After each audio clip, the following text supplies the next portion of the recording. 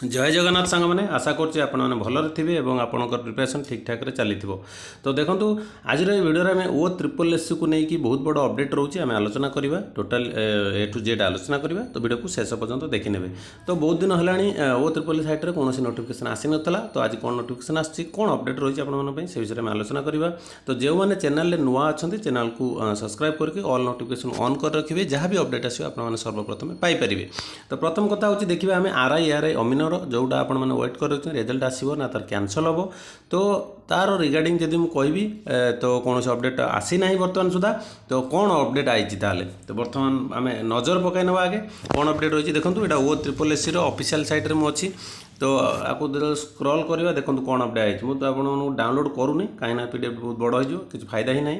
Okay तो देखो notification यहाँ 26 मार्च 2025 आई देती कि नोटिफिकेशन डेट आप देखिपे 26/3 एमती डेट। तो तापर देखी publication of provisional results of the written test and provisional screening list for document verification for the post of pharmacist and multipurpose health worker mail.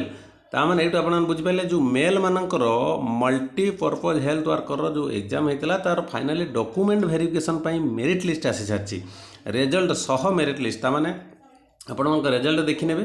तो कौ मैंने सिलेक्ट होती ता भितर कौ मैंने मेरिट को जाइए मेरिट माने जो मैंने काउंसिल को डकाजी बा तुमको जो डकाजी पोस्ट पाई हो बा जॉइनिंग दियाबो से गोटे अलग लिस्ट आसी। तो पीडीएफ पर आप क्लिक लिंक पर क्लिक करके आप डाउनलोड करेंगे कलापर आपण मैंने देखिए आपणकर ना आसी कि ना।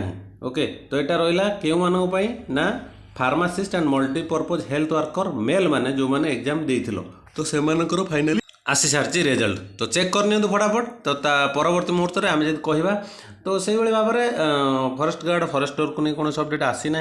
ओके तो निहाती भाव में जो फिजिकल क्लियर कर से कौन अपडेट आसी ना आसिले निहाती भाव में जनदेवी।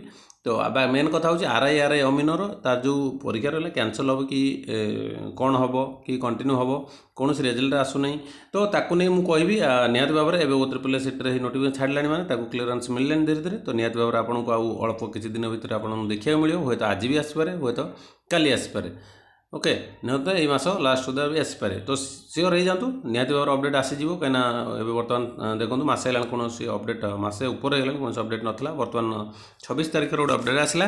तो जहाँफल कि आम जानले बर्तमान ट्रिपल एस साइट चलला एवं इनक्वारी प्रोसेस सरी जाए क्लारिफिकेशन मिल जाए निहाती भाव से अपडेट देदेवे। तो आउ किसी दिन वेट करनवा।